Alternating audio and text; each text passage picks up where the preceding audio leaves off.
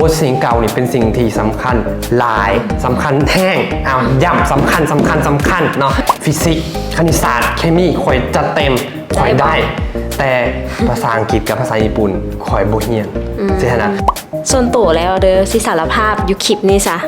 เนาะสารภาพกับติวเตอร์หมีเนาะตอนเซ็งนะความมาอยากได้โรงเรียนวาเซดานะจนได้ไป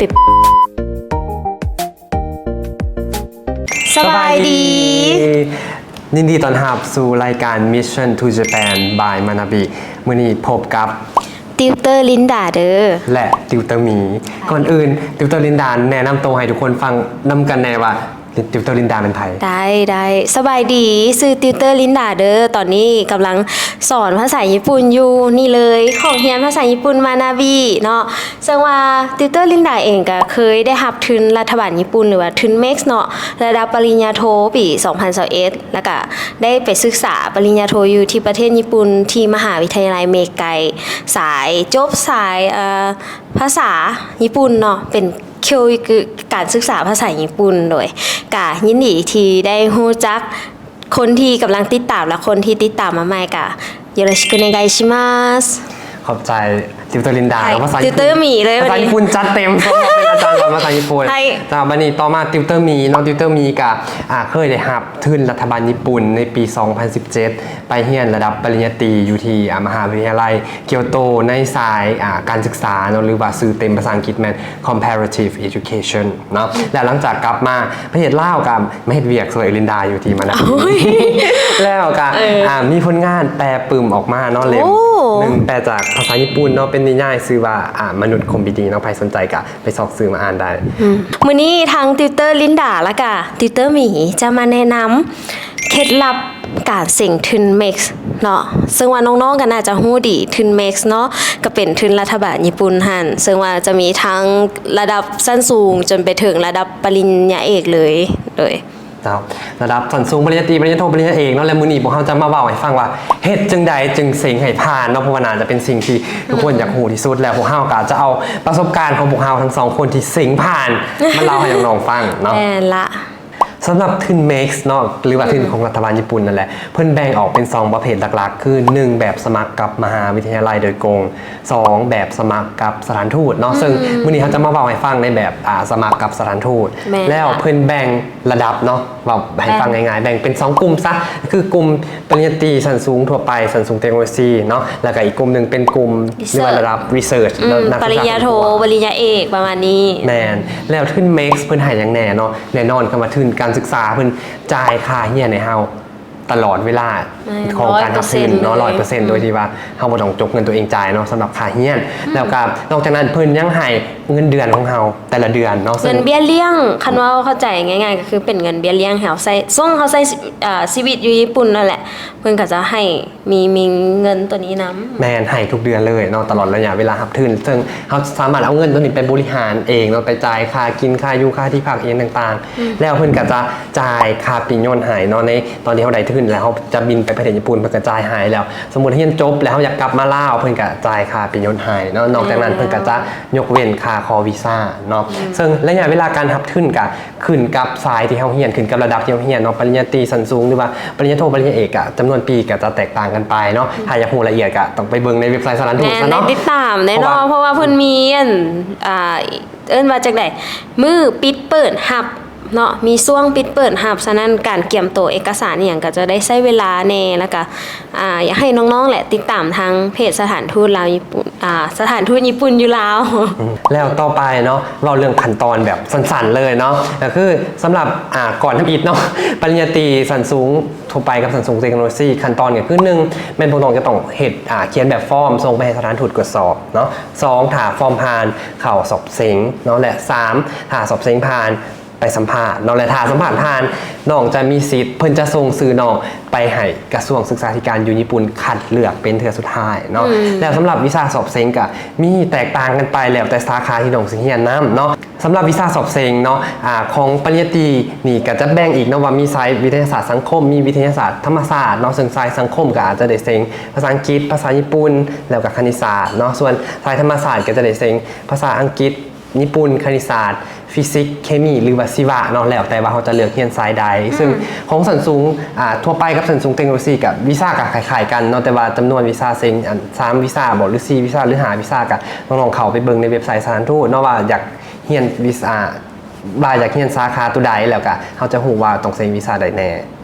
ส่วนต่อไปให้ลินดาลองให้ฟังเนาะว่าของระดับ research เป็นแนวใด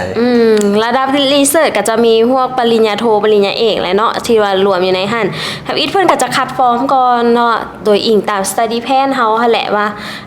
เฮาเขียนบทค้นคว้าประมาณใดหั่นหลังจากฟอร์มเฮาผ่านนั่นนี่เฮาก็จะได้ไปเส็งก็จะเป็นเส็งเป็นภาษาเนาะภาษาญี่ปุ่นและภาษาอังกฤษมีแต่2วิชานี้แล้ว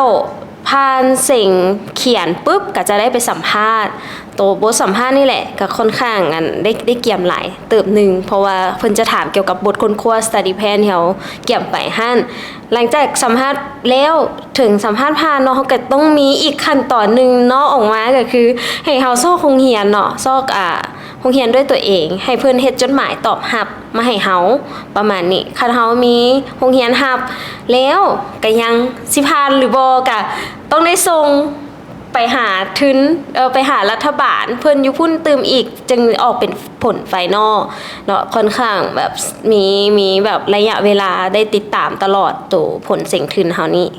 จ้าแล้วต่อมาเนาะสำหรับทุนรัฐบาลญี่ปุ่นเขาจะติดตามข้อมูลใดผ่าน2ทางใดเพิ่นประกาศมือใดเพิ่นเซ็งมือใดยังต่างๆติดตามผ่าน Facebook ของสถานทูตญี่ปุ่นประจำลาวเนาะเดี๋ยวเขาขึ้นโฮมให้ว่าหน้า Facebook คุณเป็นแนวใดแล้วก็จะเอา QR code ให้เนาะ QR code ไปยังเว็บไซต์ของสถานทูตที่เพิ่นเขียนละเอียดเกี่ยวกับขั้นตอนเงื่อนไขในการสมัครทุน MEX ทุกระดับ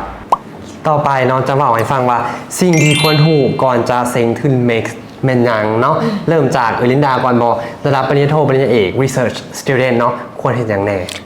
สิ่งที่ควรหู้สำคัญเลยก็คือเงื่อนไขการสอบเสียงหั่นแหละเอกสารต่างๆนั่นนี่ซึ่งว่ามันจะมีรายละเอียดหลายแฮงเนาะแต่ว่าเราต้องได้ไปเบิ่งแบบละเอียดเลยตัวนี้เพราะว่า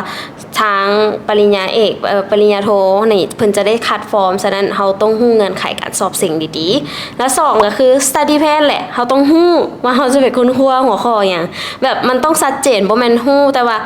เราอยากเฮ็ดแต่ว่าเราต้องฮู้โดยที่ว่าเขาอยากค้นคว้าตัวนี้มีเหตุผลแนวใดหั่นอันนั้นก็สำคัญและตัวต่อไปก็จะเป็นการแก้มโตก็คือเบิ่งบทเสียงเก่าหั่นเขาต้องฮู้บทเสียงเก่าผ่านมาเขาเจ้าเสียงประมาณใดซึ่งว่าเขาก็เว้าไปแล้วเนาะว่าภาษามันจะมีเสียงอยู่2วิชาก็คือภาษาญี่ปุ่นแล้วก็ภาษาอังกฤษฉะนั้นเขาควรไปเบิ่งบทเสียงเก่าหั่นแล้วมาฝึกซ้อมระดับหมี่ได้ซั่นระดับปริญญาตรีสันสูงเทคโนโลยีและสันสูงทั่วไปเนาะก็บ่ต่างกันเนาะแน่นอนฮู้เงื่อนไขยังต่างต้องฮู้แล้วก็ต้องฮู้บทเสียงเก่าบทเสียงเก่านี่เป็นสิ่งที่สำคัญหลายสำคัญแห้งย่ำสำคัญเนาะของระดับปริญญาตรีสันสูงเทคโนโลยีสันสูงทั่วไปเพราะว่าบทเสียงมีหลายวิชาเนาะของปริญญาโทปริญญาเอกเป็นเสียงแต่อังกฤษกับญี่ปุ่นแต่ของเฮาเสียงอย่างต่ำ3วิชาเนาะบางคน4วิชาบางคนเสียง5วิชาฉะนั้นต้องได้ไปเรียนบทเสียงเก่าคืนให้ดีเนาะแล้วต่อมาบทเสียงเก่าคือเว้าไปเมื่อกี้เนาะอาจจะมีคณิตศาสตร์ฟิสิกส์เคมีบางคนนี่โอ้ยต่างใจฟิสิกส์คณิตศาสตร์เคมีข่อยจัดเต็มข่อยได้แต่ภาษาอังกฤษกับภาษาญี่ปุ่นข่อยบ่เฮียนใช่นะแบบนี้ก็จะบ่ดีมันได้เนาะเพราะว่ามันจะเฮ็ดให้ภาษามันจะเฮ็ดให้คะแนนของน้องๆหลุดเนาะเพราะว่าแน่นอนไปเซ็งมันมีคะแนนกรรมการเพื่อกับเบิ่งคะแนนเบิดทุกวิชาเนาะแล้ววันนี้คนที่บ่เคยเรียนภาษาญี่ปุ่นมาก่อนก็อยากแนะนำให้เริ่มเรียนซะเนาะเรียนด้วยตนเองหรือว่าสิเรียนโดยวิธีใดก็ตามให้เริ่มเรียนอย่าคิดมักง่ายขอโทษเนาะอย่าคิดมักง่ายว่าโอ้ยทุนเพิ่นให้ไปเรียนเกมภาษาตั้งปีนึงหลังจากได้ทุนจังไปเรียนเอาอยู่พุ่นก็ได้คันคิดจังซี่เฮาสิลำบากในอนาคตเนาะเริ่มได้ตอนนี้แล้วเริ่มเลยซะเนาะขอห้องเริ่มเสื้ออ้ายเนาะแล้วต่อมาอยากให้น้องๆโดยเฉพาะผู้ที่เรียนอยู่ระดับมัธยมเนาะอาจจะยังบ่ค่อยลึงเคยกับการเขียนอีเมลเนาะส่วนผู้ใหญ่นี่เพิ่นอาจจะลึงแล้วแต่ว่าปอโทอย่างเจ้าก็น่าจะได้ใช้ตอนเฮ็ดเวียกแต่ว่าน้องๆมัธยมนี่ก็ค่อนข้างเนาะได้ไปซ้อมฮู้ตื่มคือเพราะว่าการเขียนอีเมลมันแตกต่างจาก WhatsApp เนาะมันค่อนข้างเป็นทางการเนาะอาจจะต้องได้สั่งรวมคำถามทุกอันที่เราอยากถามบอกข้อมูลทุกอันแล้วก็ส่งไปแบบเดียวสิบ่ได้มันติ้งไปติ้งมาคือ WhatsApp เนาะสบายดีถามแน่ จะทำเป็นละครไปเนี่ยเพิ่นก็บ่เฮ็ดเนาะฉะนั้นอยากให้น้องๆเรียนรู้วิธีเขียนอีเมลเพื่อหยังเพื่อบ่ให้น้องๆพลาดโอกาสเนาะเพราะว่าแล้วสถานทูตนี่เวลาเพิ่นติดต่อกับเฮาเพิ่นก็จะติดต่อทางอีเมลเนาะถ้าน้องบ่เขียนอีเมลน้องบ่อ่านอีเมลสถานทูตเพิ่นแจ้งหยังมาน้องก็บ่ฮู้และน้องอาจจะบ่ได้ไปเซ็งเพราะว่าน้องบ่ได้เปิดอีเมลอ่านเนาะแล้วอีกอันสำคัญอันสุดท้ายก็คือ เวลาน้องมีข้อสงสัยหยังให้ไปถามสถานทูตเนาะเพราะว่าพวกเฮาเคยเจอหลายคนที่ว่าบ่เข้าใจแบบฟอร์มนี้แล้วไปถามไผฮู้บ่ถามหมู่ที่สิสมัครนำกันมาเขียนแบบใดแล้วส่งไปแล้วมันก็ผิดเนาะ ผิดนำกัน หมู่น้องบ่แม่นกรรมการเนาะคนที่ฮู้เป็นสถานทูตฉะนั้นอยากฮู้หยังไปถามสถานทูตเนาะเลือกถามไปถือคน ต่อไปติวเตอร์ลินดาอยากถามติวเตอร์หมีได้ว่าตอนติวเตอร์หมีเกียมโตน่ะมีวิธีการเกียมโตเนาะในการเซ็งเม็กซ์นี่ สำหรับการเตรียมโตกับบอกเลยว่าค่อนข้างใส่เวลาเนาะเพราะว่าบทเซ็งมีหลายอันเนาะเฮาไปเบิ่งก่อนทำอีเฮาว่าเฮาอยากเซ็งไปเรียนสายใดเนาะแล้วสายที่ตอนนั้นอยากไปเรียนคือสายการศึกษาก็ได้เซ็งเลขอังกฤษญี่ปุ่นแล้วเฮาก็มาเบิ่งขึ้นว่าทั้ง3วิชานี่นะเฮาได้ส่ำใดเนาะแล้วใน3วิชานั้นโอเคอังกฤษก็พอได้นิดนึงญี่ปุ่นก็ตอนนั้นก็เรียนมาก็ได้ประมาณระดับกลางเนาะประมาณระดับ N3 ตอนนั้นแต่ว่าคณิตศาสตร์ซ้อมดนเกือบว่าบ่ได้อย่างเลย ตอนนั้นแบบเฮ็ดบ่ได้บ่เข้าใจคณิตศาสตร์กับบ่อยากใส่คำว่าโง่กับบ่ถึงขั้นนั้นแต่รู้สึกว่ายังอ่อนตอนนั้นยังอ่อนหลายกันเลยไปเอาบทเซ็งเก่ามาเบิ่งเนาะเพราะว่าในอินเทอร์เน็ตเพิ่นก็มีให้เนาะเอาเดี๋ยวขึ้นให้เลยซะเดี๋ยวสิลืมเนาะขึ้นให้ QR code เว็บไซต์เข้าไปเบิ่งบทเซ็งเก่าเนาะเพิ่นมีบทเซ็งเก่าให้ย้อนหลังหลายปีของหลายวีซ่าของทุกระดับเลยเนาะเขาก็เข้าไปในเว็บไซต์ไปดาวน์โหลดบทเซ็งเก่ามาเบิ่งแล้วเอามาแก้เนาะแล้วขอบอกเลยน้องๆที่จะไปเซ็งระดับปริญญาตรีหรือว่าสันสูงก็ตามเนาะใครที่มีความรู้แต่ระดับม.7 อย่างเดียวอาจจะยังบ่พอเนาะจะต้องได้ไปเรียนตื่มโดยตัวเองเพราะว่าตอนที่ไปเซ็งตอนนั้นก็เฮ็ดแบบเดียวกันเนาะไปเอาบทเซ็งเก่ามาเบิ่งแล้วเห็นว่าบทเซ็งนี่บางเทื่อมีออกบทเรียนม.6 ขึ้นได้มีบทเรียนม.5ได้มีบทเรียนม.4ได้เนาะเฮาก็ไปเรียนคืนตัวที่เฮาบ่ได้เนาะอันนั้นมันสำคัญเนาะและนอกจากเรียนเลขแล้วก็แน่นอนเรียนภาษาญี่ปุ่นตื่มหมายถึงตัวเองตอนนั้นเนาะเฮียนเอาแถเอาว่าเพราะว่าอยากไปญี่ปุ่นแห้งเด้เฮียนตะปีได้เฮียนตะมอได้มามีเฮียนภาษาญี่ปุ่นเฮาตอนนั้นเฮียนตั้งแต่ม.5 โอ้แม่นเสียงม.7แม่นแสดงว่า2ปีเนาะประมาณนั้นแล้วกับภาษาอังกฤษเฮามีพื้นฐานแด้ภาษาอังกฤษแม่นก็เฮียนมาแต่โดนเลยเฮียนมาแต่ยังน้อยแล้วเฮียนมาตั้งแต่ป.2 เพราะว่าถูกแม่จับไปเฮียนสำหรับตัวติวตัวมีกับเห็ดแบบนั้นเนาะแล้วเห็ดสุดท้ายกับเซ็งผ่านเนาะความพยายามของเฮามันก็เกิดดอกออกผลเนาะมันบ่เคยหลอกภัย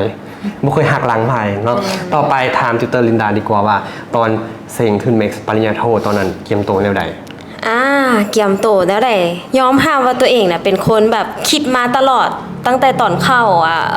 ปริญญาตรีเลยแหละว่าเฮาต้องไปเรียนฮอดขั้นปริญญาโทฉะนั้นตอนที่ว่าเฮาเฮ็ดบทค้นคว้าจบตอนปริญญาตรีหั่นเฮาก็สิพยายามปูหนทางให้มันหั่นได้ไปต่อโทได้หัวข้อหั่นนะแสดงว่า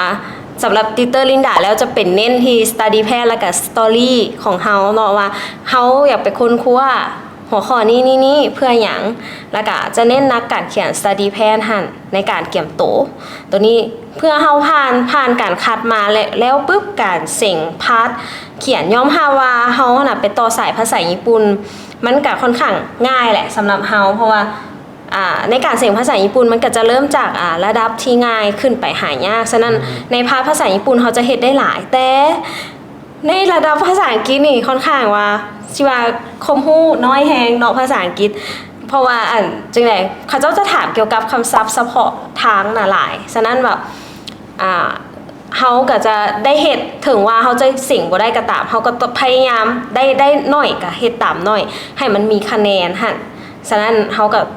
ผ่านไปได้ในจุดนี้เนาะแต่ว่าคันคนถนัดภาษาอังกฤษเด้ควรเฮ็ดแนวใดนะก็อยากแนะนำให้เรียนภาษาญี่ปุ่นหน่อยนึงเพื่อให้มันมาได้คะแนนในภาษาญี่ปุ่นนี่นํแล้วส่วนว่าเข้ามาถึงสัมภาษณ์ปุ๊บก็ค่อนข้างนี่แหละคัน study plan เฮาเฮ็ดด้วยใจหรือว่าเฮาคิดมาดีแล้วเฮาจะค้นคว้านี่ตอนสัมภาษณ์เฮาก็ตอบได้เนาะว่าหัวข้อนี้เป็นหยังทุกอย่างมันปอโท มันจะต้องมีเหตุและผลเป็นอย่างเขาต้องค้นคว้านี่บ่แม่นแค่ว่าเขาอยากค้นคว้าสายนี้เด้อเพื่อนนั่นนี่แต่ว่ามันต้องมีข้อมูลมีอย่างมาอ้างอิงว่าเขาอยากค้นคว้าตัวนี้หลักๆก็คือเอาสรุปง่ายๆเขาเข้าใจ study plan ของเราปุ๊บแล้วมันก็จะไปตามflow ของมันการเสงของ research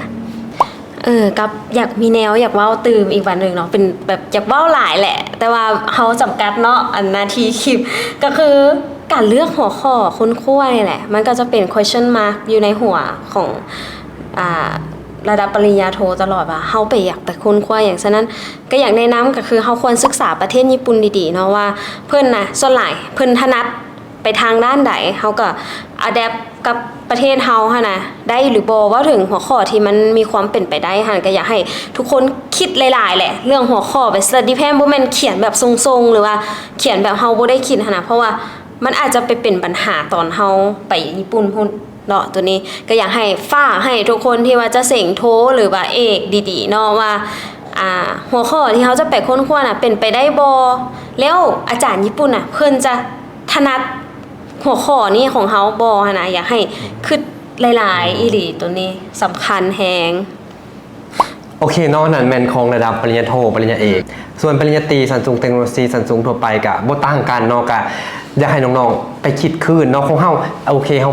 ยังเป็นนักเรียนมัธยมอยู่หรือว่าเรียนพวมจบมาใหม่ๆเฮาอาจจะบ่ทันคิดถึงทางด้านวิชาการลึกซึ้งทอระดับปริญญาโทปริญญาเอกเพิ่นก็บ่เป็นหยังเนาะแต่ให้น้องๆไปถามตัวเองคืนว่าอยากเรียนวิชาหยังเรียนไปเพื่อหยังเนาะเรียนแล้วสิเอาความรู้ตัวนั้นไปใส่เฮ็ดหยังเนาะบ่แม่นคิดลอยๆว่าเรียนแล้วสิไปพัฒนาประเทศชาติคำตอบสวยงามคนนั้นเนาะซึ่งเป็นสิ่งที่ดีเนาะประเทศชาติของเราต้องการคนพัฒนา แต่ว่าน้องก็ต้องได้ตอบคำถามกรรมการให้ได้เนาะเพราะว่าเพิ่นก็ต้องอยากรู้ว่าน้องสิเอาไปใส่แนวใดบ่แม่นว่าพัฒนาเนาะเพราะว่าพัฒนากว้างเนาะไผก็เว้าได้เนาะคันน้องว่าแต่ว่าพัฒนาน้องก็จะบ่โดดเด่นบ่แตกต่างจากคนอื่นฉะนั้นอยากฝากน้องๆกลับไปคิดคืนดีๆเนาะว่าพัฒนาแล้วพัฒนาแนวใดพัฒนาแนวใดพัฒนาจุดใดเล็กๆน้อยๆก็ได้แบบนะเนาะแบบบ่ต้องเป็นคำตอบกว้างหลายแบบเฮ็ดให้เห็นรูปภาพมาเลยเฮาอยากเฮ็ดสิ่งนี้มาฮอดใกล้สิท้ายคลิปแหละเฮาก็อันนั้นหมดบ่เฮาตึงหมดบ่มีตึงบ่ ตึงรู้สึกว่าเฮาจะเครียดๆหน่อยนึงเนาะผ่านมาก็สรุปง่ายๆนั่นแหละเฮาก็จะมีเทคนิคนั่นนี่หั่นแหละที่ว่าเป็นด้านวิชาการแล้วก็ด้านเข่งขรึมเนาะแต่ว่าส่วนตัวแล้วเด้อสิสารภาพอยู่คลิปนี้ซะเนาะสารภาพกับติวเตอร์หมีเนาะตอนเสงนะความว่าอยากได้โรงเรียนวาเซดานะจนได้ไปปะไปบุญเนาะไปขออยู่วัดศรีเมืองพุ่นแหละแบบตอนนั้นนะแบบเฮานะความหมายคือเฮายังเด็กน้อยเนาะเฮาก็อยากได้โรงเรียนที่ว่ามันแบบเป็นจังได๋ระดับท็อปญี่ปุ่นสินะก็จนได้ไปบะไปบุญพุ่นแหละอันเรื่องเสงความว่าเฮาขนาดว่าเฮาเกี่ยมตัวมาดีนะเฮายังมีความบ่มั่นใจตัวเองแบบเฮาก็ยังได้ไปเพิ่งสิ่งศักดิ์สิทธิ์สินะแล้วปรากฏว่าให้มีดาวเบิงบาเซดะสิหับเอ้ยบ่หับหับหั่นแหละปรากฏว่าเพิ่นหับแต่ว่าตัวเองนะบ่ไป แม่นบ่ไปย้อนว่าหยังก็คือแบบเอาว่าง่ายๆบาทเฮาสิเฮ็ดแท้ๆน่ะเฮาจะคิดหาแบบระดับของตัวเองอะนะไปก็คือสิยากติบอกโรงเรียนท็อปสินะก็เลยว่าโอเคเอาแบบโรงเรียนที่เฮาบ่เครียดแต่ว่าอยากบ่อยากนะเฮาก็ต้องได้ไปแก้บาอยู่ดีก็วิธีบามันไปยางมันเนี่ยก็เดินท่าหลวงฮอบปดเกิบจ้ะก็ประมาณนี้ประสบการณ์แล้วมีเรื่องสิบอกกับลินดาให้กันอย่าว่าเด้ติวต้องมีไปบาอยู่วัดสะแขกแขวงอัตตปือโอ้เกี่ยวมา2 ปีก็ต้องได้เพิงแสดงว่าแบบถึงว่าเขาจะเกี่ยมโตก็อย่าลืมที่เพิงทางใจมามันก็ฮอดท้ายคลิปมันกระโดดแหงแล้วเนาะก็ขอบใจที่ว่าเบิ่งกันมาฮอดจนท้ายนี่สุดท้ายแล้วติวเตอร์ลินดาก็อยากฝากนี่แหละห้องเรียนภาษาญี่ปุ่นมานาบิที่เขาเปิดแบบตอนนี้เขาก็เปิดอยู่เนาะเป็นติว ติวสำหรับเกี่ยมไปเฮียนทึนเมสแล้วก็ติวทั้งเลขอย่างนำต่างๆติวเตอร์มีได้มีอย่างอยากฝากบ่ กะถ้าใครสนใจเนาะอยากไปเซ็นขึ้นเม็กซ์กะมาปรึกษากับพวกเขาก็ได้เพราะเขาจะให้คำแนะนำในฐานะผู้ที่ ผ่านมาก่ ผ่าน อน มาแล้ว ผ่านก็มาอยู่มาก่อนแล้วเนาะแล้วก็เขียวมากก่อนที่พวกเขาจะถอดใจและปิดทุกเรียนไป เอา ก่อน ผัดว่า บอแล้วแบบต่อไปเขาก็จะได้นั่นแหละมาอัดคลิปลงให้น้องๆฝากน้องๆติดตามตื่มเนาะทางเพจ เพราะว่าจะเป็นบ่ว่าจะเป็นทั้งคลิปที่ว่าเขาเคยไปเรียนอยู่พุ่นเขาเป็นแนวใดนั่นนี่ต่างๆเนาะก็ฝากติดตามแล้วก็เบิ่งว่าต่อไปเขาจะอัดคลิปอย่างลง บ๊ายบาย ตานี แล้วพบกันใหม่